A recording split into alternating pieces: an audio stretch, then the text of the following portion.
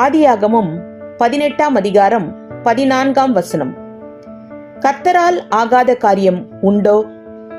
விளக்கம். இக்கேள்வியை வேதாகமத்தில் பல இடங்களில் காணலாம். இன்றும் கர்த்தர் நம்மை பார்த்து இக்கேள்வியை கேட்கிறார். தேவனுக்கு எதுவும் கடினமான காரியம் இல்லை. சாதகமில்லாத போது நம்முடைய இயலாமையை நினைத்து நாமும் கூட சில நேரங்களில் விசுவாசத்தில் தடுமாற்றம் அடைகிறோம். ஆயினும் நம்மை விசுவாசத்தில் நிலைநிறுத்திக் கொள்வதற்கு கர்த்தர் வாய்ப்புகளை வழங்குகிறார். எந்த ஜெப குறிப்பிலும் இக்கேள்வியை கேட்டு விசுவாசத்தோடு ஜெபிப்போம். சாத்தியமற்றவை சாத்தியமாகும். ஆமீன்.